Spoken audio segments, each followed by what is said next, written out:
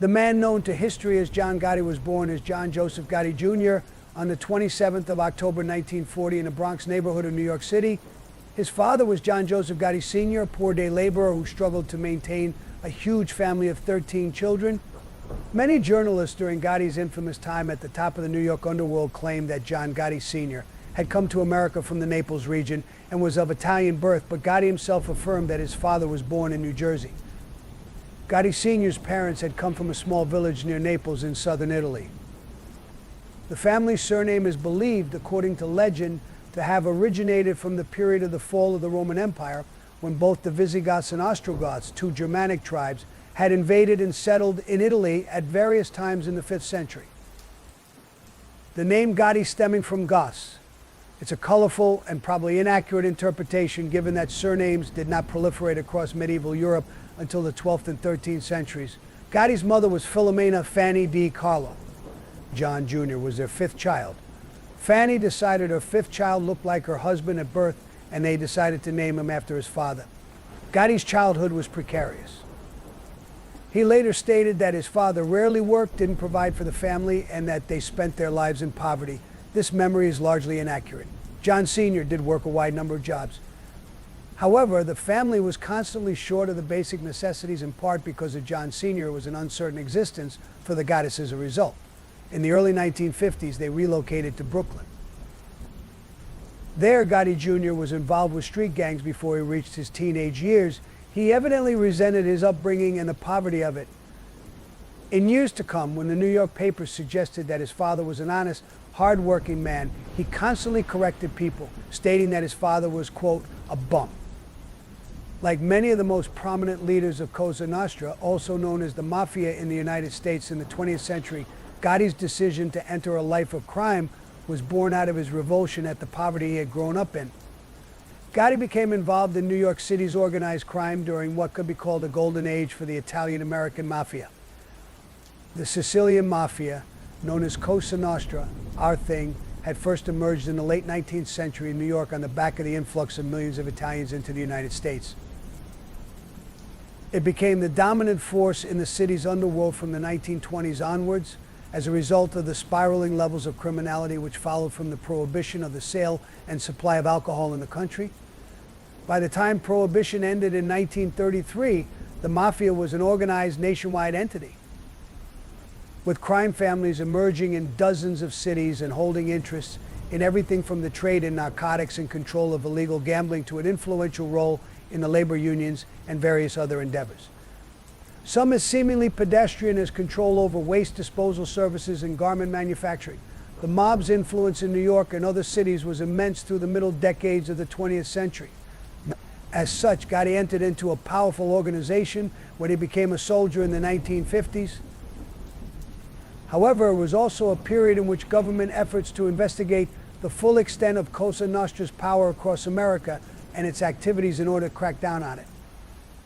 The 1950s and 1960s saw several U.S. Senate hearings on organized crime, as well as the prosecution and imprisonment of leading mafia figures like Frank Costello, Vito Genovese, the heads of the Luciano and Genovese crime families. Gotti's story is particularly tied to the Gambino crime family. Back in 1931, at the end of a major mafia war, which had resulted in much bloodshed and loss of revenue, the heads of the New York crime families and others from cities like Chicago had agreed to the establishment of the commission, a committee comprised of the bosses of the major crime families who would aim to establish spheres of influence and try to keep the peace and collaborate to make as much money as possible. In New York, it was agreed that there were 5 families who controlled different activities and areas. One of these 5 families was the Mangano crime family, named after the head of the outfit at the time of the establishment of the commission, Vincent Mangano. 2 of his closest associates were Albert Anastasia and Carlo Gambino, the latter being a Sicilian who had arrived in the U.S. in 1921. Gambino was one of the great survivors of the Italian-American Mafia, other than a 2-year term in prison in the late 1930s on tax evasion charges.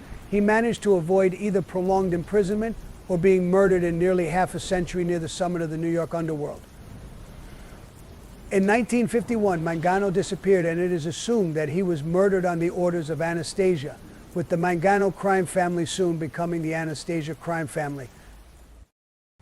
This dispensation only lasted for 6 years, as in 1957, Anastasia himself was murdered on the orders of Vito Genovese, at which point Gambino took over as head of one of the 5 families.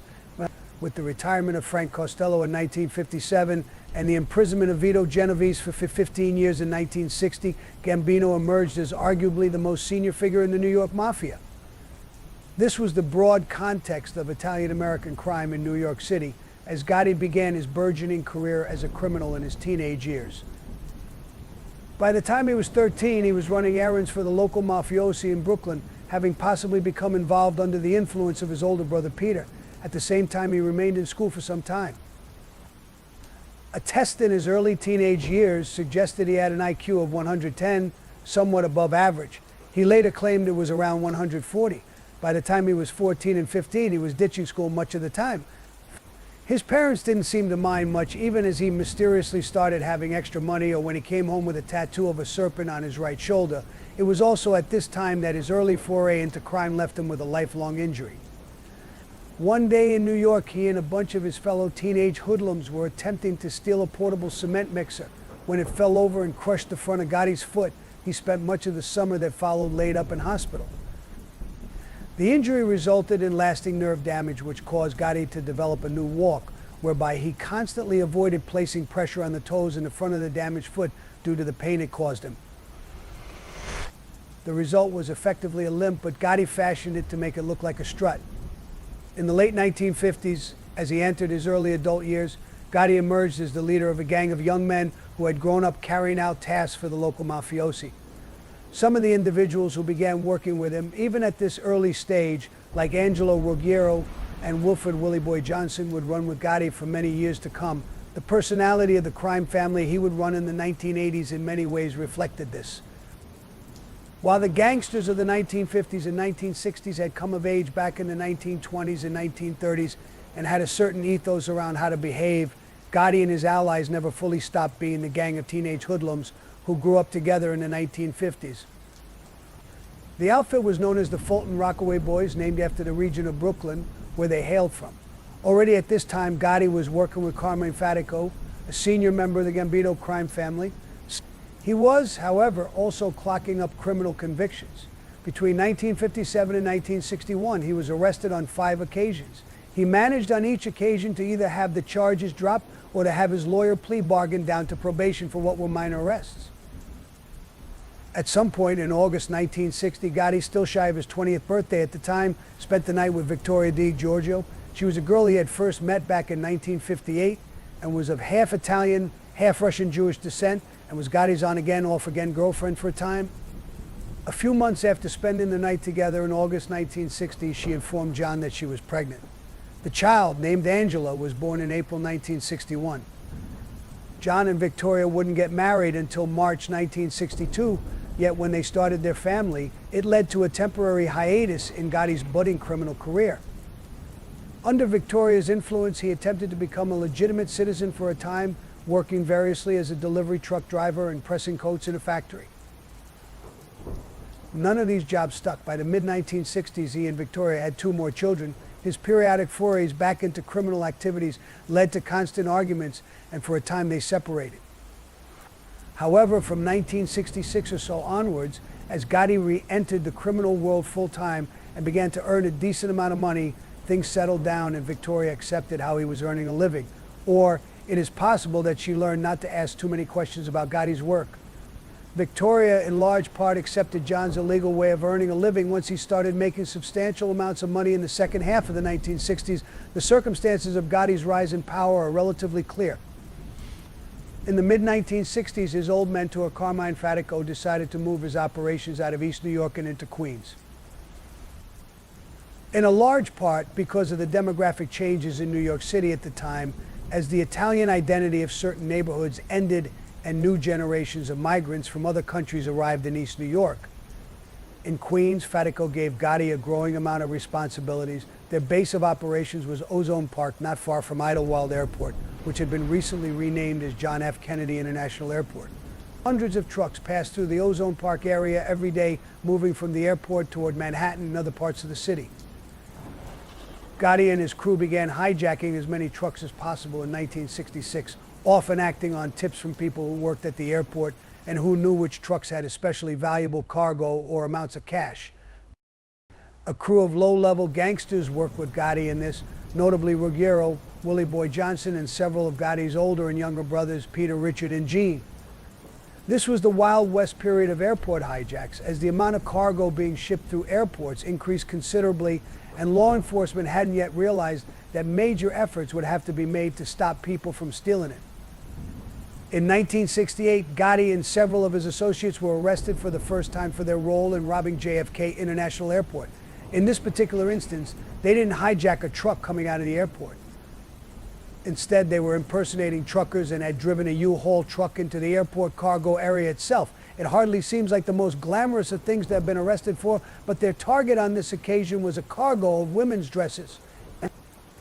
Unfortunately for them, the FBI was watching during one of its occasional efforts to crack down on widespread theft at the airport, and they were all arrested. The initial case might not have resulted in a major period of incarceration had Gotti and Ruggiero not been picked up again for hijacking a truck containing tens of thousands of dollars worth of cigarettes in 1969, while out on bail for the arrest the previous year. When they appeared in front of a judge, he sentenced them to 3 years each. Gotti was imprisoned in Lewisburg Federal Penitentiary in Pennsylvania between 1969 and 1972 as a result, and only avoided a longer term because some of the evidence against them was obtained illegally. This was also a period in which judges in New York were willing to be lenient on Mafia associates. It would become a very different matter in the 1980s and 1990s. Gotti didn't even consider going straight once he was released in 1972. He immediately returned to crime. Gotti and his associates returned to the scene in New York started with a bang, literally. In the early 1970s, a group of gangsters led by James McBratney, an Irish-American criminal, had begun operating a kidnapping ring. By late 1972, this descended into kidnapping members of the Gambino and Lucchese crime families, and then demanding ransoms for their release. One of their targets was Manny Gambino, a nephew of Carlo Gambino's. This particular kidnapping went wrong and resulted in Manny being killed. This was an incredibly short-sighted thing to do. And Gotti and his close sidekick Angelo Ruggiero and a third figure named Ralph Galeone were hired in the early summer of 1973 to take out McBratney, in part because having been in prison for several years. They would not be easily recognized by McBratney and his associates. On the 22nd of May 1973, the three of them entered Snoop's Bar and Grill on Staten Island and pretended to be detectives arresting McBratney. The scene became tense, and eventually McBratney struggled even as a waitress in the restaurant was ringing the police from a back room. Eventually they shot McBratney dead in the bar. The murder of McBratney earned Gotti credit with Carlo Gambino and other senior members of the New York Mafia, but the way in which it had been carried out in so public a venue ensured that there were many witnesses. It soon came back to bite Gotti as Gaglin was picked out of a series of photos presented to the witnesses who had been in the restaurant at the time. Gotti and Ruggiero appeared to have then killed Gaglione in December 1973, but what they hadn't reckoned with was that their old friend Willie Boy Johnson had become a police informant, in part because his part Native American ancestry had prevented him from moving up the ranks of the Mafia. Johnson provided the police with details of Gotti's involvement in McBratney's murder, and once Gotti learned that the police were looking for him, he had to go on the run. He spent much of the end of 1973 and the first months of 1974 hiding out in safe houses and other locations around New York.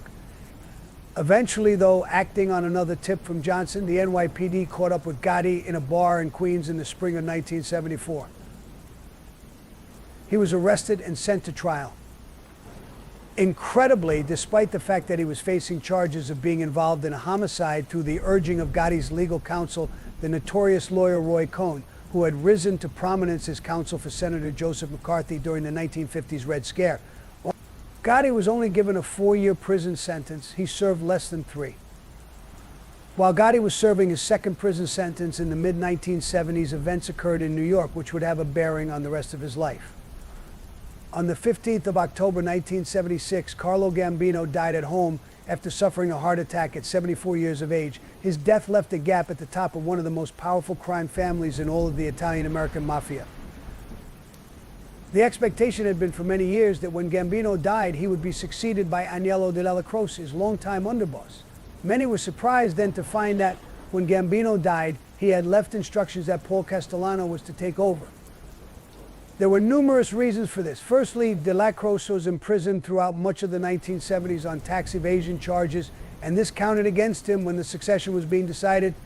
Secondly, and more importantly, Castellano seemed to have a better long-term strategy for the family's future, one which relied more on diversifying into legal or quasi-legal endeavors, which would limit the exposure of the leading members of the family to legal jeopardy.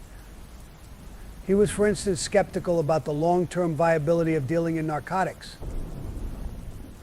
The choice of Castellano in retrospect seems wise, but De La Croce's release from prison very soon after Gambino died, and though he accepted Castellano's succession, the decision ultimately created a growing split within the Gambino crime family in which Gotti would play a part. Gotti was released from prison in the summer of 1977, just months after Castellano had succeeded Gambino. Despite later becoming mortal rivals, it was Castellano's accession which facilitated Gotti's promotion in the late 1970s. Gambino had kept anyone in his family becoming a made man, a fully initiated member of Cosa Nostra. With many people who had served loyally for years agitating to be recognized, Castellano opened the books, and several members of the Gambino crime family were initiated in the late 1970s. Gotti was amongst them, earning credit for having spent several years in prison for his part in overseeing the murder of McBratty. What's more, there was a major opening in the hierarchy of the family. Carmine Fatico, Gotti's mentor, had been arrested while Gotti was in prison on charges of orchestrating the theft of $3 million from an Air France flight at JFK Airport. Fatico accepted a plea bargain in 1976 and was sentenced to 5 years in prison. Gotti was now appointed as his successor as a capo regime, the head of an outfit. He based his operations over the next several years out of the Bergen Hunt and Fish Club in Ozone Park, where Fatico had run his business from over the past decade. Officially, in order to satisfy the terms of his parole, Gotti was working during this period in a no-show job as a plumber. Many years later, the embarrassed overseer who had signed off on his paperwork for the plumbing gig noted that what Gotti did during that period was travel around independently to find locations for the company where plumbing work needed to be done. Gotti's promotion upon his release in 1977 was in some ways a fast promotion. He was, after all, only in his mid-30s and had spent much of the past 10 years in prison. Part of what propelled Gotti to the top of the Italian-American Mafia in the 1970s and 1980s was his personality. Even in the teenage gangs of the 1950s, he was known for his overbearing approach and violent temper, characteristics ideally suited to the Mafia. People who worked for him explained later that from a young age, Gotti made it clear that he was in charge when it came to various initiatives that they worked on.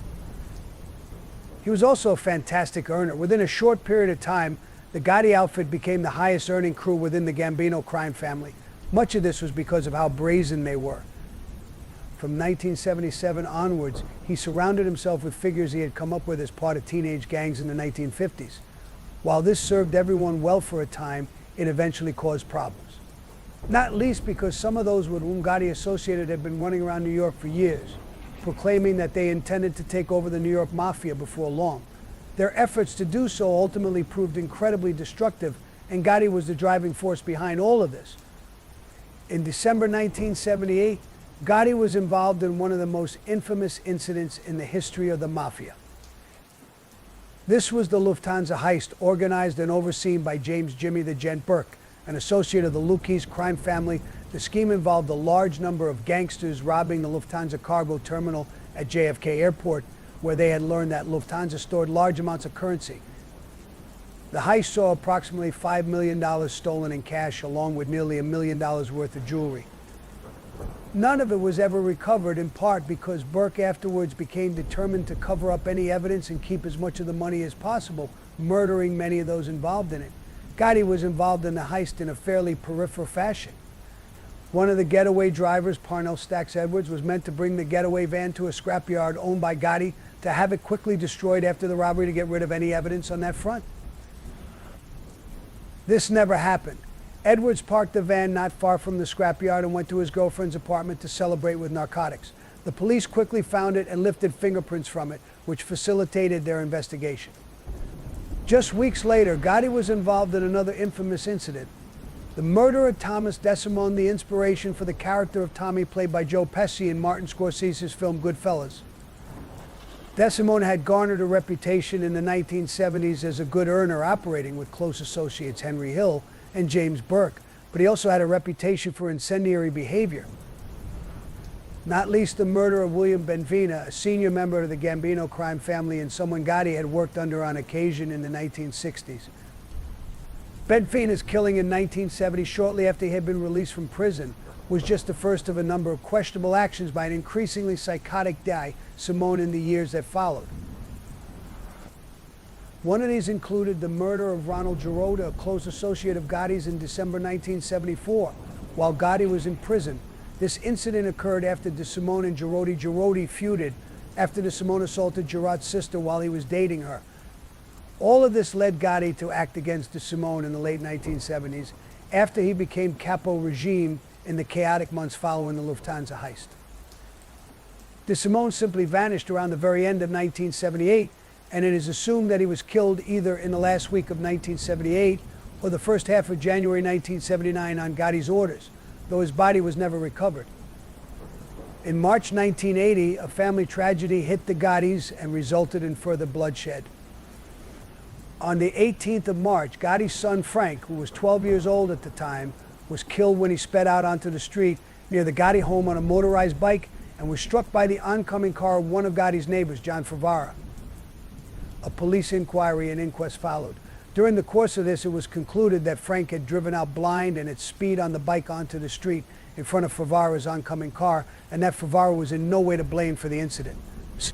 No charges were pressed against him, but the Gottis blamed Favara for Frank's death, with Gotti's wife Victoria attacking Favara with a baseball bat when he visited their home to express his sorrow over the incident. Favara began making plans for his family to move out of the neighborhood and as far away from Gotti as possible thereafter, but before they did so, he was bundled into a van on the 28th of July near where he worked. He was never seen again.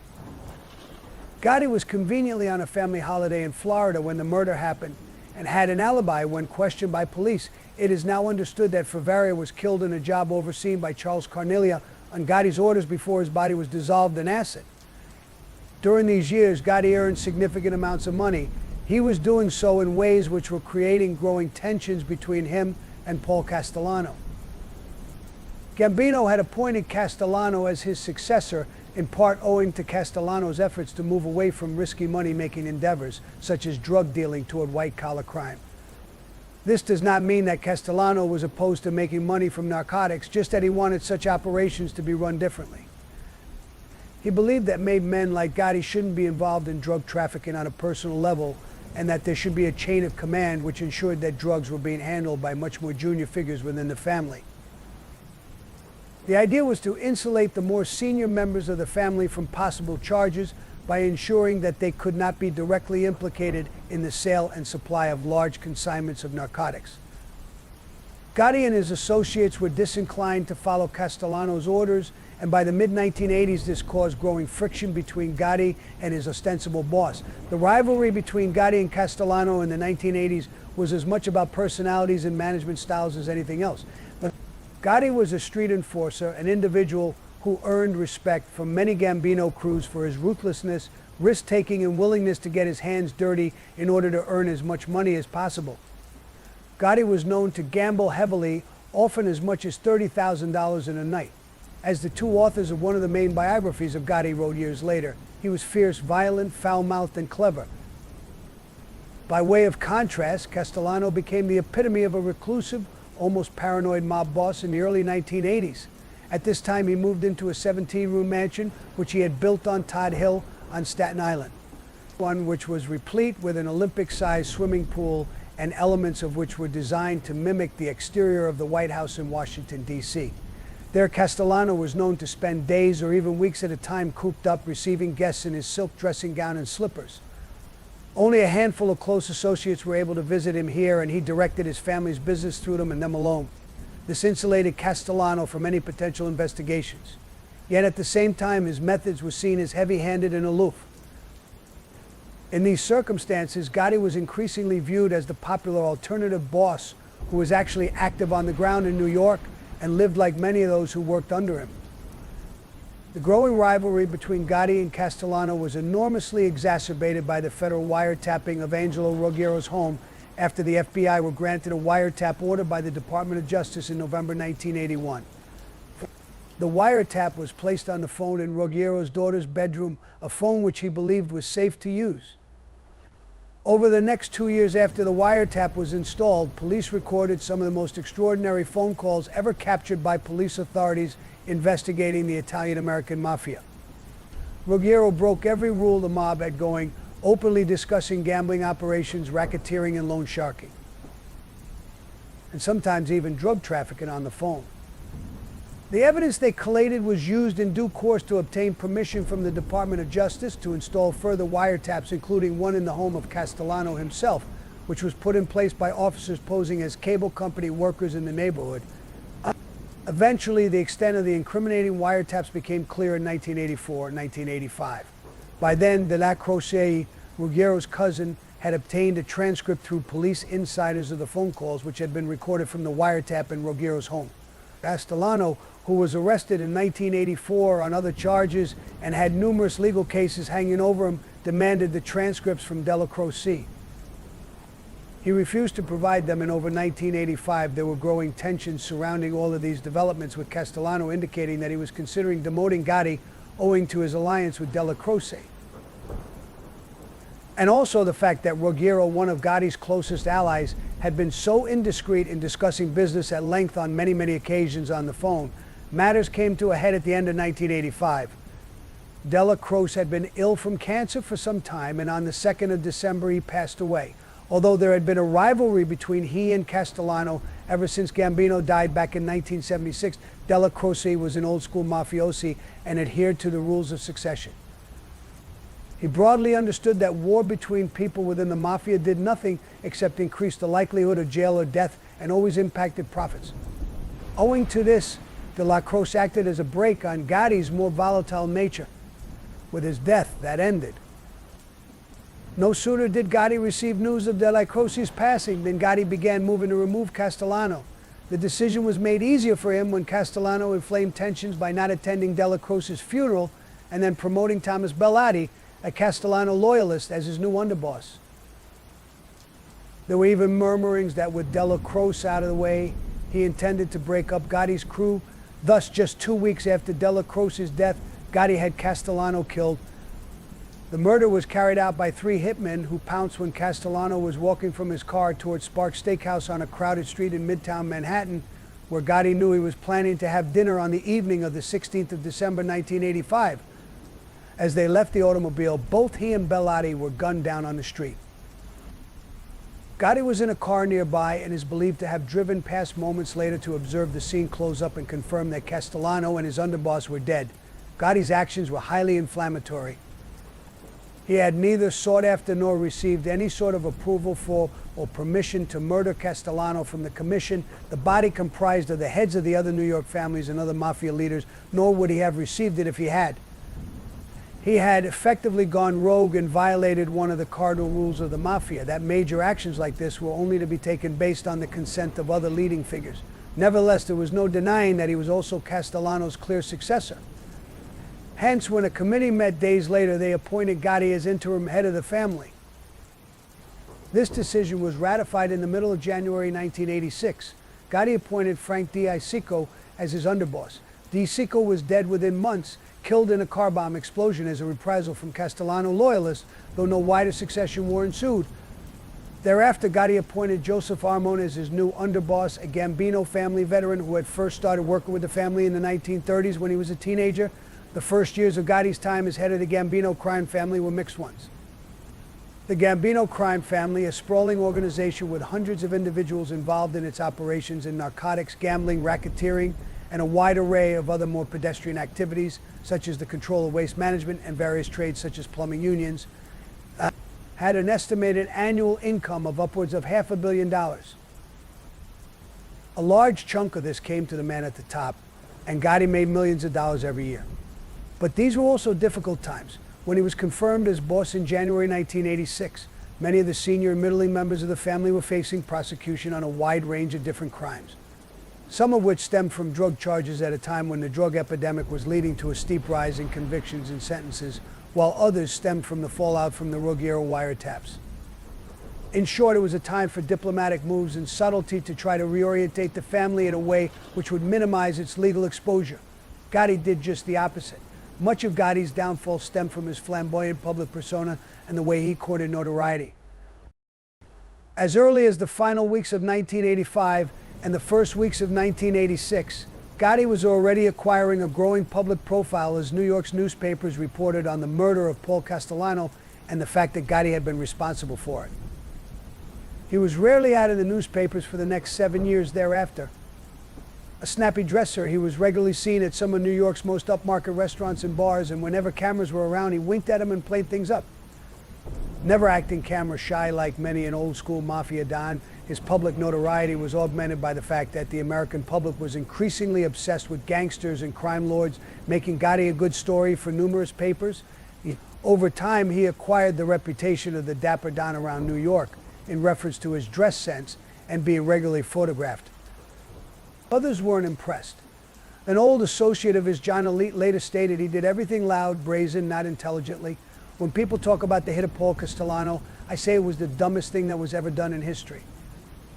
From the very inception, as leader of the Gambino crime family, police and prosecutors in New York and federal officials were anxious to bring Gotti down. This was the height of the drug war in the United States, leading many U.S. officials to take a militarized approach to narcotics arrests. Frustrating for many officials was the openness with which the Gambino crime family engaged in the narcotics trade under Gotti, in contrast to Castellano. This flamboyancy placed a large target on Gotti's organization. The officials attempted to close the net on Gotti by prosecuting some of his closest associates, for whom they had substantial cases built against in 1986 and 1987. These included Ruggiero and Gotti's brother Gene.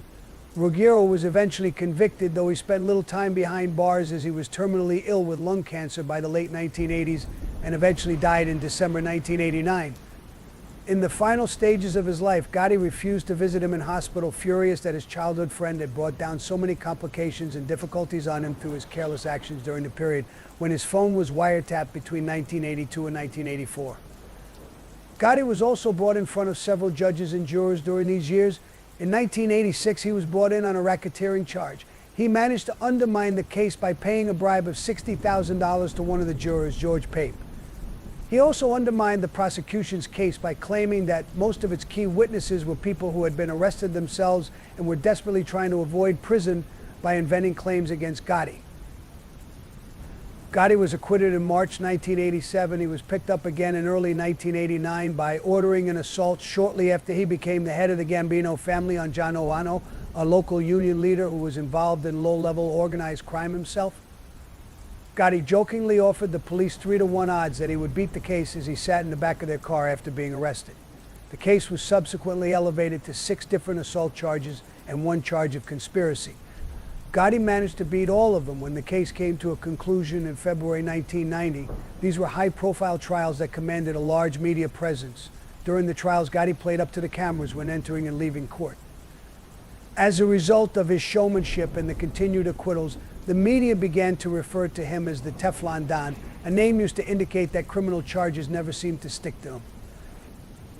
That when he had gone to prison many years earlier, he had received remarkably lenient sentences, serving just over 2 years for his role in the murder of McBratney back in 1973. Yet this only told half the story. Gotti was often refused bail, and for all that he beat the cases in the late 1980s and early 1990s, he spent a significant amount of time in jail awaiting trial. Even a Teflon frying pan will eventually lose its seal and start sticking to things given enough effort and time. What changed matters for Gotti was the shrinking circle of people he could trust, as many of his closest allies ended up being convicted or died. Gotti also continued to be reckless. Beginning in 1988, he had begun holding meetings once a week at the Ravenite Social Club in Little Italy, a venue taken over by Carlo Gambino in the 1950s, which mafiosi had frequented in New York going back to the 1920s. Gotti used an apartment upstairs for meetings. The FBI were able to successfully plant bugs in numerous places at the Ravenite in the late 1980s, including the upstairs apartment, a hallway, and by the bar. From these bugs, the FBI began capturing evidence to use against Gotti and his closest allies. In December 1990, the FBI raided the venue, arresting Gotti, his new underboss Sammy and several others. As Gravano realized in the period that followed that federal and state prosecutors had extensive evidence against him, he began to consider turning state's witness. In the end, what made up his mind was when wiretap conversations of Gotti, in which he disparaged Gravano, were played to him. Thus, with Gravano lending extra weight to their case, a stack of other witnesses and numerous charges, the government once again went after Gotti in 1991. It would be the end of the Teflon Don. The new trial against Gotti commenced in Brooklyn in January 1992. Because he had managed to escape conviction on several occasions in the 1980s through jury tampering and intimidation or bribery of jurors, the district attorney managed to convince the district court that the jury should be sequestered for the entirety of the trial, meaning that once the jurors were selected, they would live in a hotel appointed by the government and would effectively be under government protection until such time as a result was reached and the case was concluded. They also managed to rob Gotti of his high-end legal team by placing his own lawyers on the list of witnesses, thus debarring them from defending Gotti. State prosecutors also managed to have over half a dozen of Gotti's defense witnesses barred from testifying. It was clear that the authorities were determined to finally bring Gotti down. The trial proceeded for 2.5 months. The prosecution depicted Gotti as the head of the Italian Mafia in New York City, a figure who had ordered many murders and oversaw a narcotics, gambling, and racketeering empire. Gravano, who afterwards served a brief prison sentence before entering the witness protection program, was the star witness, describing how Gotti was the head of the Gambino crime family and by extension the most powerful of the New York crime bosses. Gravano detailed Gotti's many crimes, in the process admitting to his own involvement in well over a dozen murders that Gotti had ordered, including the killing of Castellano back in 1985. The evidence was utterly damning, and Gotti's growing anxiety was evident in several outbursts from him in which he disrupted the court's proceedings. The prosecution rested its case in late March. When the jury went to deliberate on the matter, they took just 14 hours to return a verdict. Gotti was found guilty of 13 different crimes, including several murders, notably that of Castellano, racketeering, and the obstruction of justice. At his sentencing hearing in June 1992, Gotti was sentenced to life in prison without the possibility of parole. He would spend the rest of his life behind bars. As one of the main prosecutors claimed at the time, the Teflon is gone, the Don is covered with Velcro, and every charge stuck. Outside the court, a riot ensued as hundreds of protesters, some who had been paid to be there, shouted, "Free John Gotti." Gotti was sent to serve his sentence at the United States Penitentiary at Marion, Illinois. The jail had been built in the early 1960s, and when it opened in 1963, was intended to replace the notorious maximum security prison on Alcatraz Island in San Francisco. For much of its early history, it was a medium security prison, but after the murder of 2 prison guards by members of the Aryan Brotherhood in 1983, the prison had been upgraded to a maximum security prison and remained so until 2006. What this meant is that during his time here, Gotti spent 23 hours a day in his cell under solitary confinement.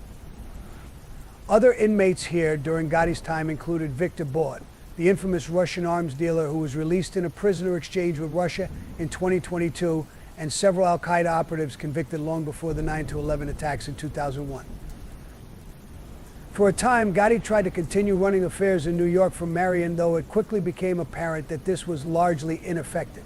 Within a few months, he was being urged by the heads of the families back in New York to formally step down as head of the Gambino crime family. Gotti requested that he be allowed to retain the position as head of the family on a ceremonial level, while his brother Peter and his son John Jr. would take over the day-to-day management of affairs back in New York. As the years went by, life became somewhat routine for Gotti at Marion. Some of the transcripts of his phone conversations while in prison have been made public. Gotti complained regularly about the lack of prosciutto and mozzarella. He also opined in the midst of the impeachment scandal surrounding President Bill Clinton in the winter of 1998 that if Clinton had an Italian surname, he would have been given the electric chair. Around the same time, his son John Jr. was arraigned on racketeering charges. Gotti urged him not to cooperate with the police, but John Jr. negotiated a plea deal which saw him sentenced to 6.5 years in prison. Peter Gotti continued to run things from the outside, though he too was eventually convicted in the 2000s. Since then, the acting heads of the Gambino crime family have been Domenico Cefalù, a Sicilian-born mobster, and Frankie Boy Carli, who was killed in 2019. Meanwhile, in prison, Gotti's fall from grace was epitomized in 1996, when he was assaulted in prison by another inmate by the name of Walter Johnson. Despite his efforts to pay the Aryan Brotherhood to kill Johnson, the offender was ultimately moved to another prison before anything happened. 1998 was a bad year for Gotti. John Jr. was sentenced, and Gotti's wife Victoria told him she would file for divorce if he didn't make it clear that John Jr. was to leave the criminal world behind once he had served his sentence. He did so, and John Jr. did indeed end his role with the Mafia when he was released from prison in the mid-2000s. His father wouldn't be around to see this. It was also in 1998 that Gotti, a lifelong smoker, was first diagnosed with throat cancer.